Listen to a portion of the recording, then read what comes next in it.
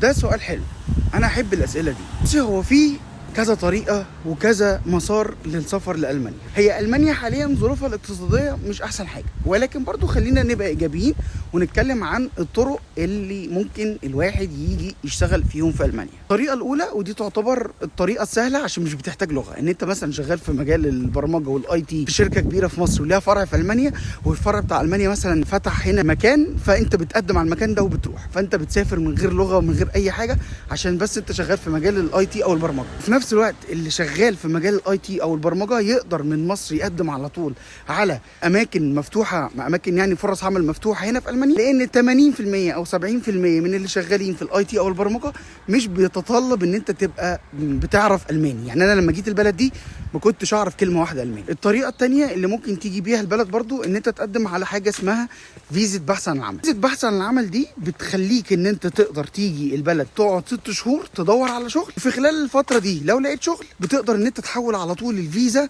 من فيزا بحث عن العمل لفيزا عمل على طول من غير ما ترجع يعني البلد اللي انت جاي منها. بس من وجهة نظري الطريقة دي صعبة شوية، لان هي هتحتاج اولا ان انت يبقى معاك لغة على اقل مستوى البي اينز. تاني حاجة الاقتصاد في المانيا مش احسن حاجة دلوقتي، فما اعتقدش ان هيبقى من السهل ان انت تلاقي شغل في خلال 6 شهور. الطريقة الثالثة، وفي ناس دلوقتي بدأت تتجه لهذه الطريقة، ان هي تعمل حاجة اسمها التدريب المهني او الاوس بيلدونج. وبكل بساطه دي بتبقى ان انت بعد لما بتخلص الثانويه العامه بشهاده الثانويه العامه بتقدر تسافر تقدم على التدريب المهني، وده بيبقى عباره عن تدريب مع دراسه لمجال معين هنا في المانيا، بس ميزته ان انت بتاخد عليه فلوس. يعني انت في خلال فتره التدريب دي اللي هي بتبقى ما بين 2 ل3 سنوات بتاخد فلوس، وفي نفس الوقت بتتعلم حرفة او مهنة بتقدر ان انت تشتغل بيها بعد لما بتخلص. ولكن برضو الاوس بيلدونج بيحتاج ان انت تبقى معاك لغة عشان تقدر تيجي تعمل اوس بيلدونج. هنا بيشترط ان انت يبقى معاك على الاقل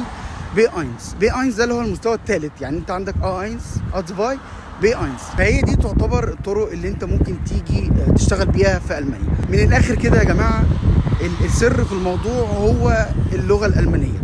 لو انت قدرت ان انت تتعلم لغة ألمانية وتجدها ان انت تتكلم ألماني، هتعرف تلاقي هنا فرص كتيرة قوي للشغل.